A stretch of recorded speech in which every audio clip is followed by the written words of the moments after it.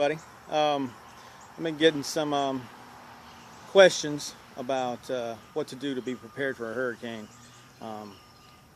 Just because I've been in quite a few of them myself.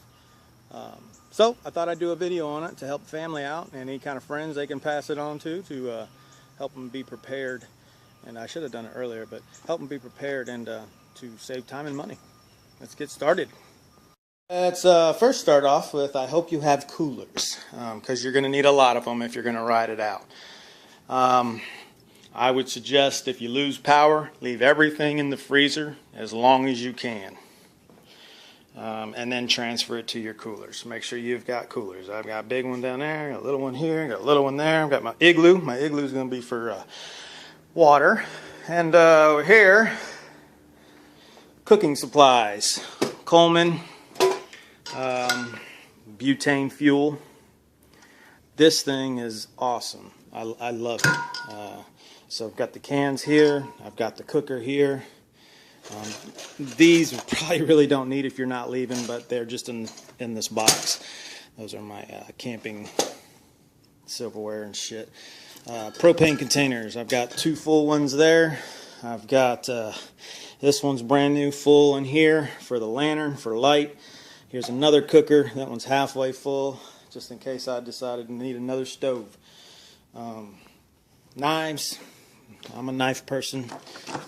Gotta have my knives. Lighters. You want lighters? I got more than that. Batteries. Stock up on batteries. Flashlights. If you do not use your flashlights for a while, but they still have batteries in them, take them off. Take them apart. Check them.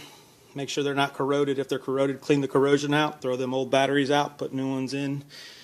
I got my headlamp. This thing is 8,000 looms. I've got 3 sets of batteries for it. I will probably only use it if we really, really need to. There's those, takes those big old batteries there. I got them all charging right now. Let's see. Of course, you got to have your charcoal lighter fluid. Your charcoal.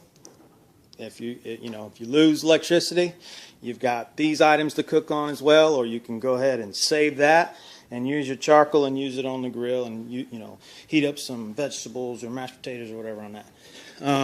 Hurricane preparedness bag. This is my suggestion. Anything that you would always want to take with you, laptops, cell phones, chargers, any kind of valuables. Always have them ready. Don't do it the last second. Don't say, oh, I need to go back and get this. I need to go back and get that. That's how people get stranded. That's how people die. Have it ready to go. So if it's time to go and it starts flooding, then it's time to go. Now, this is what I do. Have an ice maker. Utilize it. This tray comes out. What I've been doing is letting the ice accumulate. Double bagging it, sticking it in my deep freezer here. So if we need ice, we've got ice. I don't have to be that guy that goes to the convenience store and trying to fight somebody over a last bag of fucking $6 bag of ice, because they price gouge you, even though they're not supposed to. Anyways, speaking of ice, that bottom bag is full of ice.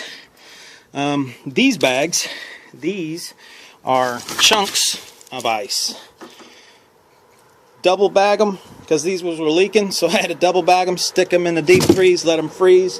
That'll last a hell of a lot longer than them little ice chips. I've got those 2 down there, I've got these 4 here, and I've got this whole bag here, and I'm not done making them yet neither. And of course, I got the stockpile of meat and chicken and all that crap down there in case we need it. Here's another cooker in case I need it. This is perfect. Just stick my cast iron skillet on there. I can cook something on it too. This thing is full. Alright, the other thing I want to mention is you have a bathtub. If you are in a house that has more than one bathroom, I'm sorry, not more than one bathroom, more than one tub or shower. See, we have one tub, so we use this tub, clean it out really good, and then fill it up with cold water. This could be utilized to dip your pans in if you need to boil some water. Any kind of water that's boiled for so long at a high temperature, all the bacteria dies. So if you clean out your tub really well, fill it up with clean tap water before the water goes out or before the water gets contaminated, you have cooking water right there. And all the other water could be used for drinking. That pretty much takes care of the hurricane preparedness, you know, like for food and water and ice and keeping all your food products cold. Outside, what I like to do, or be prepared as well.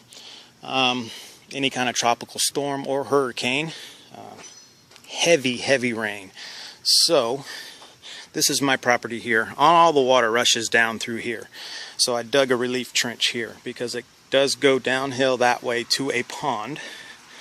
And just to switch subjects, this grill, my grill here, we'll be moving it up to the porch so I don't have to face any kind of high winds or leaves or anything, branches falling down while I'm trying to rush to get it. Be prepared, think ahead. Here's another trench. A lot of water like to build up here. Goes downstream to a pond out there. As you can see, you see the layers of sand here. This is from the last rain we had, which we had a pretty good storm the other night. Whew, it was bad, but you could see the flow. Okay, so what I did, because when a tropical storm or hurricane hits, you get heavy rainfall for hours, not minutes, hours. So I dug a trench here. I don't know if you could see it because of the sun, but I dug a trench here, and it Y's off here. I went down there, got a creek down there that the water can drain, and then I dug it here as well. Now some people will ask, well, since it's a good slope, it is a pretty good size slope that goes down, but you have all these fucking trees and their pine needles and dead limbs and leaves. I mean, years and years of buildup. It'll eventually drain. It's just really slow. It almost acts like a filter.